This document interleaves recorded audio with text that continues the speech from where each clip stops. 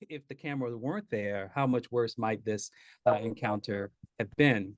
Um, I think it's likely that most of the encounters in the film would have been far harsher, given what we know from direct testimony and various state and federal investigations of policing going back to the 1920s, which I've written about. But nearly decade by decade, for Black people in particularly places outside of the Jim Crow South, where there was very little interest in any bureaucratic accountability for law enforcement.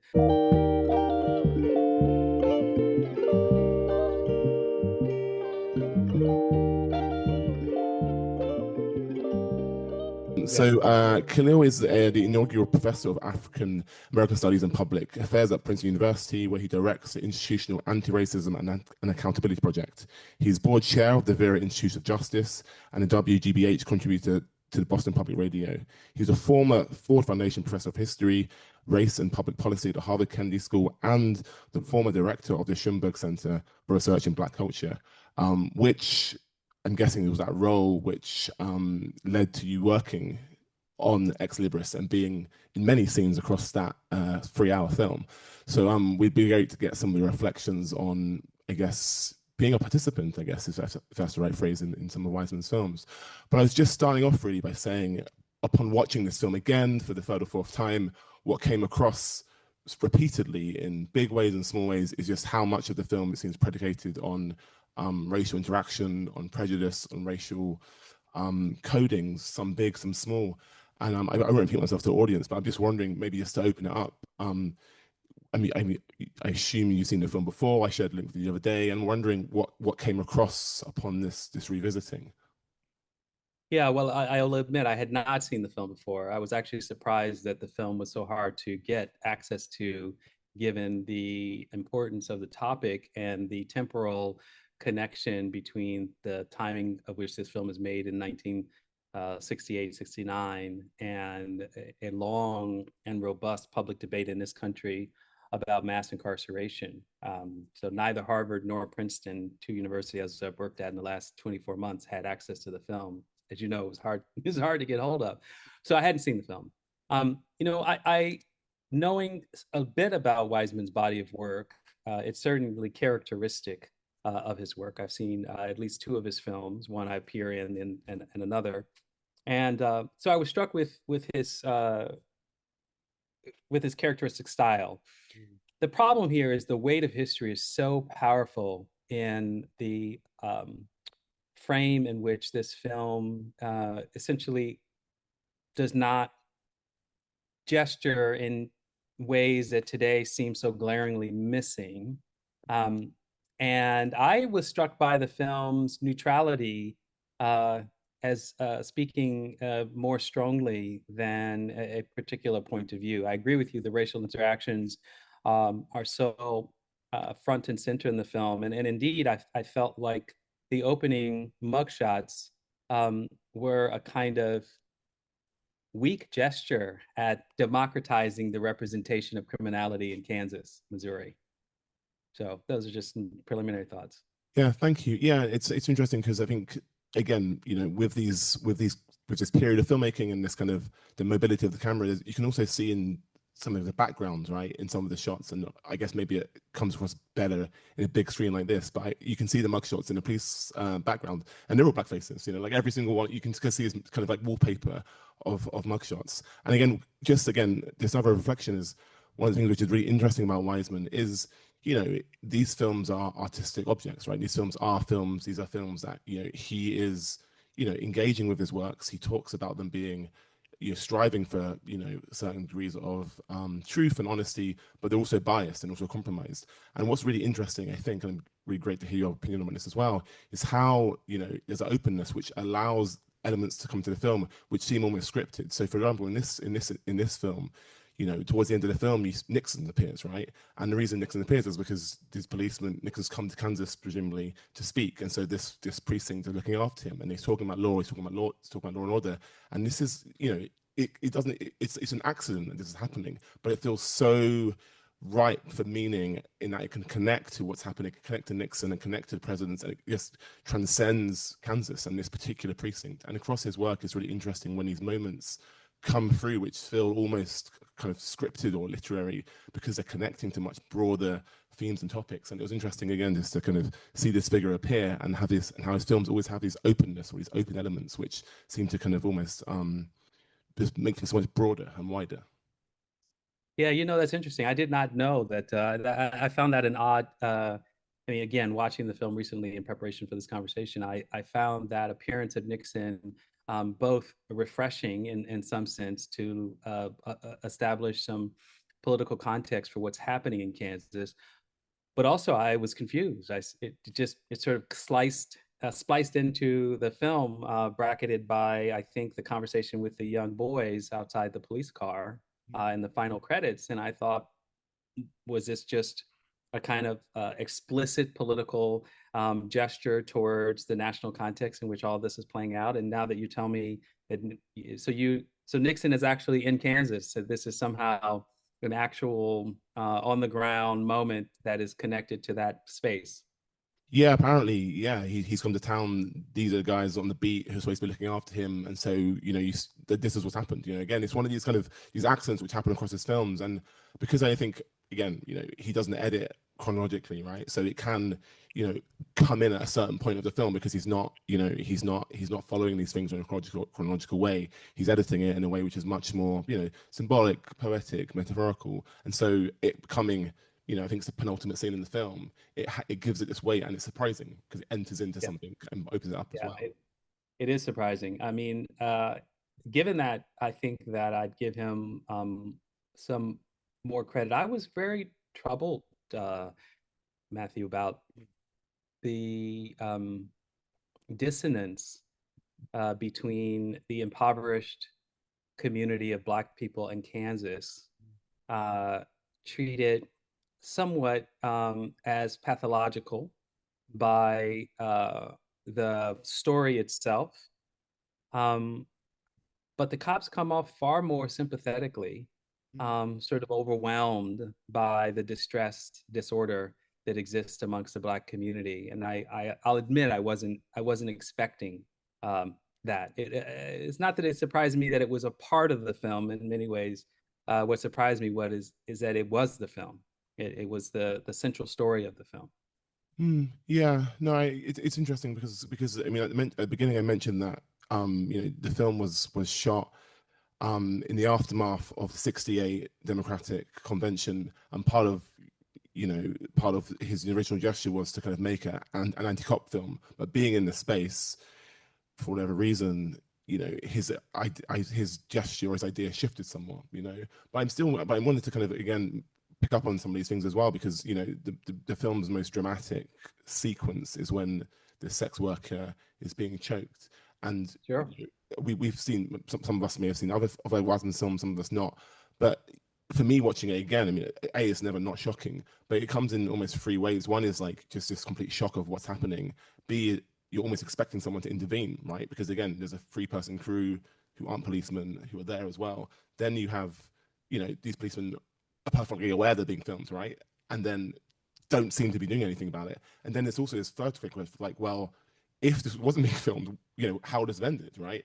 I'm just Yeah. curious. I mean, again, like as someone who's, more aware of legal practices and the law, just like how like resonant this is with contemporary practices, like how this hit you as for the first time viewing it, because it's an incredibly powerful scene which doesn't ever stop being incredibly difficult to kind of process as well before we even get into Yeah. the whole ethics of actually filming this and being there and this non-intervention. Well, I agree with you about the jarring nature of that scene. We have no preparation for what's to come. I believe, it's the first on-screen appearance of detectives, or at least folks working the vice beat, as opposed to uniformed officers. And so, I mean, I grew up in an American context in the 1970s where Officer Friendly literally visited my elementary school classroom annually to tell us not to do drugs and to be good kids. So this film, whether intended or unintended, plays to a kind of archetypal good American white male who's standing in as the civil servant. And this is the moment where that changes 180 degrees. These guys look like they're bad faith actors. They're violent. It's not obvious what's going on, that she deserves it, none of it.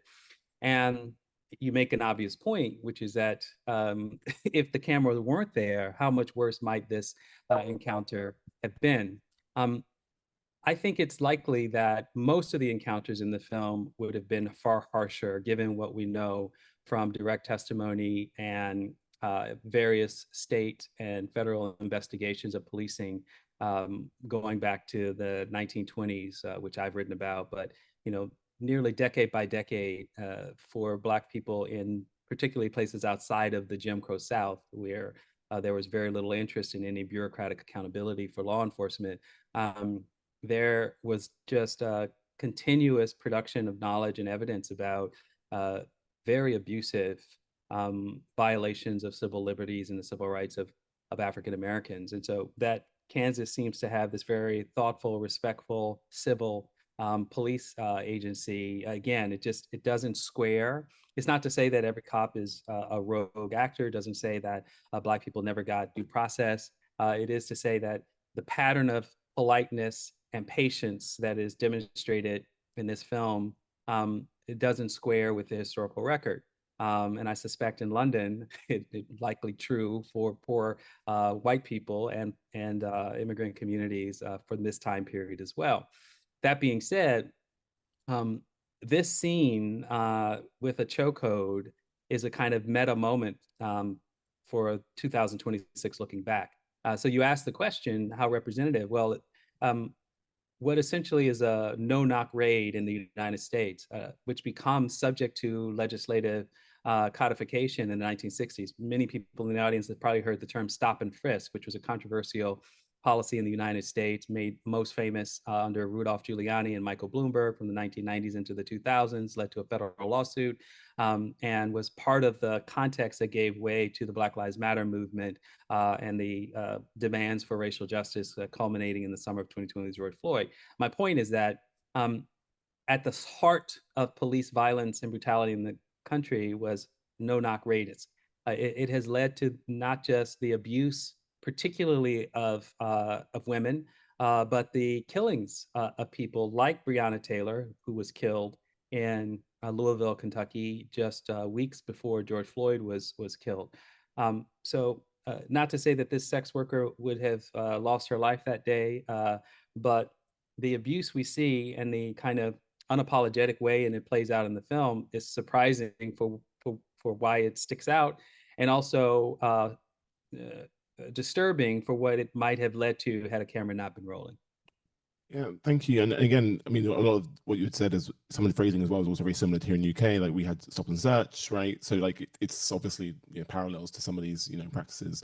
But also one thing which struck me as well, just watching it, is obviously the people we see, the people the police are engaging with, it's pretty mixed, right? It's not just white people, it's black and white.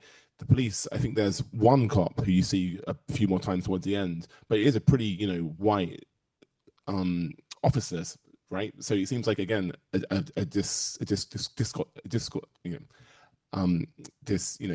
not representative of the communities that they're being policed, right? And again, obviously you don't have to be, like there's also other issues of being a black policeman as well, but it does at least point to some of these small gestures that are happening in the community, being less, what's the right phrase, less overly intense, right? Like when the community and when the police officers look like the community, right? But it does seem, I don't know the numbers, but it does seem like in this particular city that it is highly weighted in white police officers on the beat, on the street, policing these spaces. Oh, for sure. Yeah, I mean, I was appreciative of the appearance of black officers in the film. They show up mostly in the second half. Yeah. And there's one scene where there's a black officer at the roll call and has no, I mean, he has no speaking role in that moment. It's not clear if he is maybe second in charge, and it's just not his time to speak in that context. So whatever's happening in Kansas City, Missouri at the time, integration had already come and gone. The force is integrated. But we don't have a sense of what role these officers are able to do to either mitigate abusive practices or to provide greater protection when crime does occur in the Black community. What we do know is that by the late 1960s and early 1970s, a number of Black officers across the United States in multiple cities form essentially Black police organizations, professional societies, to not just protect themselves from abuse from fellow officers, but to provide a venue for gathering civil rights complaints, sometimes leading to litigation on behalf of Black officers. So it is a thing within the context of these police agencies that have Black officers but don't necessarily change the way they behave. Yeah, and that scene with the roll call is also particularly interesting because it's a scene which I wouldn't have expected to see in a film about policing in 1969 when they're calling them out really for their use of Or language. abusive language. Yeah, but Yeah, but you have to ask yourself, like, was that for the cameras, or is that 100%. Yeah, especially because we've just seen so many instances of incredibly unprofessional behavior, which aren't, at least within the context of the film, brought up on, but this, relatively sincere, or there's some smirks, like sense of it. Don't say horse. Don't say this. You won't get in trouble right? for saying But that. not the N word, right? It's almost like Yeah. it's like they're literally saying not the things that we refer to people as Mr. and ma'am, not the N word, which of course has been said. There is one actual subtle reference to it from one of the officers because someone says something like they use it all the time. Yeah. Um, Yeah. and we've already watched Howard, the young man who's been taken in for stealing cars and hit and run. So Yeah. And just changing this ever so slightly, because again, I mean, some of these films are showing on MUBI, so there was opportunity to see more of Wiseman's films. But I'm curious if you can share a little bit about your experience of Ex Libris. And Ex Libris was a Wiseman film which was shot across the many different sites of the New York Public Library, and you appear in the film I think in 3 or 4 different sequences. So I'm wondering if you can share a little bit about like your experience of being present when these works are being shot. yeah, well, I'm going to say something contradictory from what I've just said, although I think police officers probably have a little more sensitive radar. It's easy to forget that he's in the room. I mean, let's be clear about that, and partly because it's a minimalist film crew. So what Weisman is in these, particularly for the library, with the exception of the one scene where I'm essentially giving a presentation to a group in a small community library. It's easy to sort of imagine things going as usual, which I think is the genius of his body of work, that he's able to see things that people would otherwise not want you to see because there is a kind of uh, bureaucratic imperative of a social life of an institution that whether the camera is there or not is going to do what it does. And the New York Public Library, basically the largest library in this country outside of the Library of Congress, is a complicated institution. And I think the film does a really spectacular job showing the best and the worst of the library, to be frank. Yeah, and it's interesting because, as I was mentioning, the first kind of wave of his films from 68 to maybe 78, 79, a lot of the films, a lot of the institutions he's focusing on are almost, setting one up for these conflicts between the state control in welfare, in hospital, juvenile court, and again, these are there's humor. I mean, I think he's a funny guy. I think there's lots of humor in the films, even in titling these kind of really deadpan, ironic, almost ironic hospital, juvenile court. It's very very simple, deceptively simple titles. But I guess my point is that it's interesting to trace his career because actually, for whatever reason, these movements from some of these institutions to much larger institutions, much longer films, seeing a very different kind of, I guess, energy being played out, really. Because in these films, again, you're on the front line. It's a very different kind of portrait of a space. Whereas as you move forward into certain films, particularly the ones that are more on art centers, you still see these tensions, these questions, all of these, the institution as a space for as a social ecosystem is still present. But it's interesting to see this journey really, because the films, there's many similarities, but there's also something which is shifting really, and maybe pointing towards something more optimistic perhaps. But it's fascinating to see someone whose career has spanned almost 60 years and was still making films right up into him passing away in 2024. I mean, his last film, sorry, he made was in 2024. So yeah, I mean, I'm just wondering if, before we open up, if you can say anything else about, like, how did you come to Wiseman? Like, was it through your experience being on Ex Libris? Were you aware of his films beforehand? Because, as you say, his films circulate in different ways and kind of resonate in different ways, and people find their route into them in different ways as well. Yeah, well, again, mine was purely an accident of being an employee of the New York Public Library. So my first exposure to Wiseman's film was actually as a subject in this respect, with regard to being there at the museum. The next film I saw was at Harvard. I don't remember the name of it, but it was his treatment of a mental hospital. Hiddecut Um, Follies. yeah. Yeah. So that was fascinating because I could see the comparison both in the genre, essentially what he's known for, and how he's really provided an archive of the kind of institutional life of, of, of the state's role in addressing social problems, of which the library is sort of one measure of that in this. I don't. So this is a question for you. Had he done anything with any library setting before? Was this his first and only film to cover a library? Um, Yeah, I believe so. Yeah, I mean, I mean, he made the film here in National Gallery. He made the film about other art centers, but I think it's something that he wanted to do, right? As spending time in New York, but I think it is the first and only film that he's Yeah, made about the yeah. library. And the thing that I think comes across in the film, which is true for his other films, but maybe less true in this respect. Mm. The library is a social service agency in a way that isn't obvious, Mm. because every aspect of, particularly in a place like New York, where the very concept of public is challenged by the extreme wealth inequality and the privatization of public spaces, that libraries are one of the few places where people are welcome despite how they present, whether they have tremendous disability and need, or they're just a child coming to use the library after school for safekeeping and homework. So his film captures the library in all of its dimensions, its public service role. And I can certainly say from the other side, the New York Public Library was all too pleased, not just for the prestige of being associated with a Wiseman film, but for having him show how indispensable, as part of our public infrastructure, the library is to the city of New York. Mm.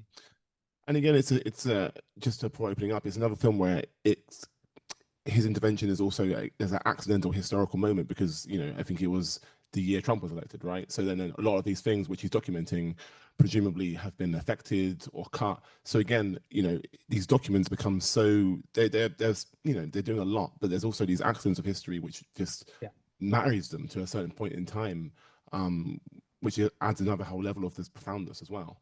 Yeah, well, that's a great point. And for Ex Libris in particular, there are two other threads that I think show up in the film.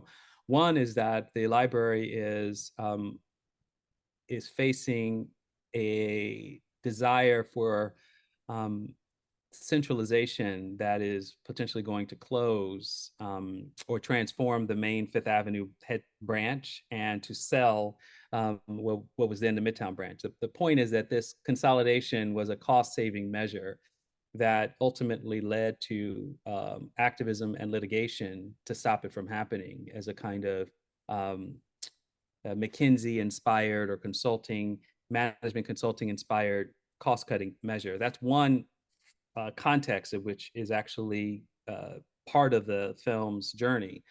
The second is that it's also the midst of Black Lives Matter. So while it's true Trump becomes a political figure and eventually president, um, the library is also having to manage through what it means to be proximate to massive protests that are happening all over the five boroughs of New York City. And, you know, to one degree, one answer, which I don't think Wiseman captures in the film, is our archivists are collecting materials of a real-time social justice movement so that the archive itself will reflect this history, down the road. Mm. Thank you. Yeah, and again, it's really interesting because again, this question of archiving, his own archiving as well, because even in this one we've just seen, Law and Order, there's references to Vietnam as well, right? There's small That's right. references to so many things, and again, this is an incredibly important thing happening, and it seeps in, right? It seeps in this previous film, High School, as well. So all of these things, I think he's attuned to how these things seep in, and as an editor, he's not obviously inserting them into the film, but he's attuned to how these things find their way into conversation, and then these works become really important documents. But here in the room, we have a sold-out audience. I don't know what you can see, what you can't see, but I'm wondering if there's any questions or comments either about the film we've just seen or about Wiseman's practice in general from the floor. I think we have a roving mic as well, so if you have a question, please wave your hand. Was there a hand over there? No, there's one over here. Thank you. Well, not used to speaking in the microphone. But one thing I thought was interesting about Wiseman's work is that maybe the neutrality that worked for other subjects, such as the mental health and public library, kind of works against him when filming the police, because it's filmed from the police's perspective. As you mentioned, portraying African American poverty is kind of pathological. There's nothing you can do. I'm actually, background wise, I'm actually a police officer. And I thought one thing that was really concerning was they approach a vagrant that they find, obviously in dire need of medical help on the floor, and their solution is we're just going to drag him into the police van, probably put him in a drunk tank somewhere in Kansas City, and then dump him out again. There's no real interest in fixing the community, and I think that kind of casual racism where it's like, oh, they're just like that. It's just like that in those communities, kind of permeates the film. And I think if you don't have a trained eye, and you're not seeing what they could be doing, or the things that they're very passively doing wrong, like when they take the juvenile, how would they have him in handcuffs and they drag him by the handcuffs over and then slam him on the car? That kind of casual violence, that's not necessary. I think that kind of, unfortunately, can reinforce to an untrained eye the idea that, well, this is just how things are, and oh, their job's a lot harder than it is, and you don't see what they could do better because you don't have the perspective of not everything that they did was necessary. And I think you're seeing the same thing now with the prevalence of sort of body camera YouTube, where people just see the cops view of things, and it's always justified, and you never see the footage unless they're surprisingly, shockingly comfortable showing you, like, strangling a sex worker, I was completely shocked that they would even do that, knowing a camera was rolling. But yeah, I thought I'd just add that. Thank you. Do you want to reply, Khalil? Yep. Yeah. I really appreciate him sharing that because it speaks to two other scenes. So your point about centering the perspective of the camera from the perspective of the police shows up in two troubling ways, which speak to your point. The first is the Howard, the young man named Howard, who's ultimately arrested for stealing a car. And the second scene, I'll make the same comment about both, is the scene when the police enter the retailer, the clothing retailer, and they arrest three young men, one of whom is insistent that he's not with the other two. They don't find a weapon on them, of course, and he's very angry. So the point I want to make is that both in the case of Howard and that young man, the anger that they display towards the police seems to be unique to the moment, almost a kind of like unreasonable hostility to people just doing their job, again, trying to respond to calls for service. This is, in the US context, a sort of typical public figures like William Braden, who ran the New York Police Department for many years, would often say, like, we're responding to calls for service. We're trying to deliver police services and protection to people who call us. So it's true that in this case, we see that the police have been summoned in the case of a car theft, and in another case, perhaps an attempted robbery. The point is that there's no backstory and no way to access what is likely a recurring pattern of people being surveilled, stopped, harassed, hands put on them, abusive behavior, a neglect for a call for service when there's outright victimization, and the police don't show up. And so this kind of immediate anger and visceral anger that you see from these young Black men in the film seems unreasonable to the viewer, in my opinion. And thus is partly what can justify this kind of, well, like, these guys seem totally like, what are they supposed to do? They're just doing their jobs. And yet these people are so angry. Well, they're likely angry in Kansas City because they're accustomed to a kind of policing that is either overly abusive in one instance or overly neglectful in another.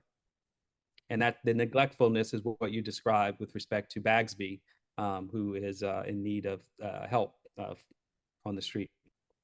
Thank you. And I mean, if there's another question, please raise your hand as well. But just to add as well, I think it's also interesting because, in this moment of, these videos of violence circulating, it's also really important to flag that, like, that there's always a narrative which is claimed, just even in the most even in the Rodney King video, even in the most one-sided possible video, there's always a counter narrative which people are putting out there saying, we didn't know what happened before this, we didn't happen before this. So it does also show exactly what you're saying, the limitations really of an approach, because there's no such thing as an objective truth, right? Like, there's always an account, there's always a secondary opinion. And again, I'm not saying this is obviously bad, right? But the point is that, like, all of these videos, the videos that you see so frequently, which seem so, one-sided in terms of, like, this is the architect of the violence and this is the victim, are always kind of spun, right? Every smallest little glimpse of something is spun to something else as well. So it really does, again, underline this truism that it's impossible to really kind of have this objective truth through this process of filming, right, of cinema. There's always an attempt to attack, contradict, undermine, and again, it's a slightly different point to what you're saying, but I think it's also valid to point out in this context of cinema, these things are always going to be open to interpretation and undermining as well, which I think is, an interesting point in this context of documentary practices as well. Cool, we've got two questions, one there because they're closer, and then onto you. Yep.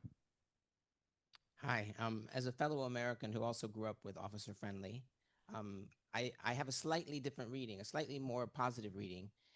I think perhaps with the perspective of 60 years difference, to see the representation of how things are now then, and to see how much has not changed, given what we learned, particularly through the Black Lives Matter and the post-Rodney, the whole series of George Floyd and Rodney King before, and I think you can see from a particular perspective the police as the institutionally white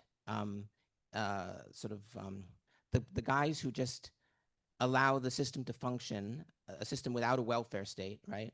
Where they sort of pick up the pieces, they put the band-aids on the problems that never change, the problems of bad education and poverty, right, and various forms of inequality. So I think with the hindsight of 60 years, I actually think you could read it as in embodying a certain critique, precisely by not saying anything, but just seeing the system at work. I don't know, maybe I'm just searching for something positive, but does that make any sense? Yeah, I mean, yes, I think that your point about the welfare system, I mean, the problem here for this film is that the welfare system is at its height. It's by the time Nixon leaves office and Reagan is elected, within 10 years of the making of this film, so it's 1969, by 1979, Reagan's running for office and will be elected in 1980. He's going to gut the welfare system. It's not going to be completely dismantled, but the role of policing will intensify and will increase. And by the time this film is made, I'm pretty sure Nixon had not passed the first drug war bill, but by 1982, Reagan will pass his first. And then by decade, we will see more and more police being given what had once been social welfare money, but it will be distributed through policing and or will be outright grants to police officers. So if there's a hopefulness here, it's that this is a moment before anyone can see what is to come. To the point about something positive about the film, I will say this. When the police officers disarm the two young men in the store, there is such a casualness and lack of fear on their part that they will be somehow they will end up being shot by these guys, that it's almost impossible to witness today any social media or video or body camera account of police officers encountering an armed suspect without an immediate series of almost standard procedure to be prepared to shoot and kill the person, to eliminate the threat, no matter how distant it might be. The mere presence of a gun for Black motorists has cost them their lives in the past 10 or 15 years, like Philando Castillo in Minneapolis, who was literally reaching for his ID after announcing, I have a gun. I'm going to show you my ID that it's okay for me to have a gun. And he was killed anyway. So something positive from my vantage point is that these cops have a kind of courage and fearlessness in the face of armed suspects that it just doesn't exist today. I mean, there's one shot, and again, it's illuminated on the screen when it just after he's disarmed them, like he's checking the guns, and you can kind of see his hand like visibly shaking as well, which again is another kind of, I don't know, maybe a gesture towards humanizing the police officer. And it just struck me. I just noticed it today, like in this sequence. But was there a secondary question, a follow up? Okay, well, should we go? Yeah. Okay.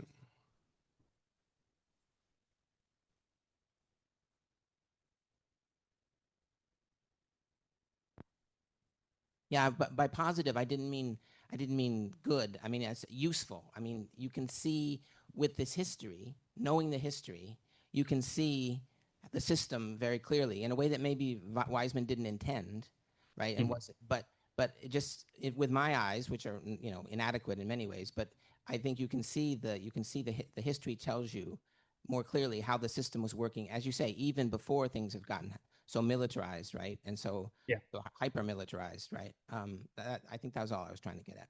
Thank you. Oh, that's a great point. And apologize for slightly misinterpreting your point. Just to echo another generative observation, the conversation about the kind of revolving door of juveniles not being punished for their crimes, in the case of Howard in particular, but this is a conversation we see the two officers having when Wiseman is obviously sitting in one of the cars following the conversation. They have no idea how much the country will take up this point and radically transform what had long been, at least for a century, an understanding that young people have different cognitive processing with respect to violence and reacting antisocially. And we will not only incarcerate more young people than at any point in world history, but we will execute a number of them as well. Thank you. I mean, it's interesting as well because all the references you're making was made in the film as well to juvenile court welfare. Within 2 or 3 years, there's also documentaries about these as well, right? And again, these how these things connect and how you can almost imagine figures passing through, right? Different stages across these different works, across these different public institutions as well. So this 6, 7, 8 year period really does capture a multifaceted, in many ways, condemnation of a lot of these institutions and points at their failings and these seeds, which, as many people already mentioned, would grow to also, shift for the worse as well across these years. I think there was a hand up over here as well. And can you give me a signal when it's like 3 or 4 minutes left? Thanks. I mean, in any film about the police and the public, you're filming people on very bad days in their life, potentially some of the worst days in their life. And I was curious about the sort of the lack of consent or permission, or you didn't get a sense necessarily that people have been asked, would you like to appear in my film? And yes, please sign this piece of paper to say yes. I mean, speaks to the power dynamics of the wider situation. It speaks to 1969. Was consent even a thing in 1969? I don't really know. I'm curious how that was handled maybe in Ex Libris, which I can imagine if it's made more recently is much more sensitive to that. Was it something that was actually going on busily in the background about yes, the public? Well, that's a good question. Yeah, I wish I could answer definitively. If I recall, so I was part of the management team running one of the research libraries of a gigantic system of which there were essentially 4 research libraries. So I ran one of them. And what I recall is that Wiseman came to one of our meetings. We call them our cabinet meetings. The project was described to us, and I think he was given blanket indemnity for showing up at any time in any place, and that whatever release was required for the library, it was offered. I do not think nor recall, and I can say in other production instances that the public had a say in whether or not their appearance, their image would be used or appear in the film.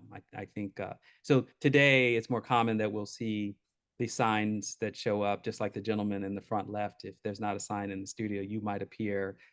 By entering this space, you may appear. Your likeness may appear in a video clip in the future.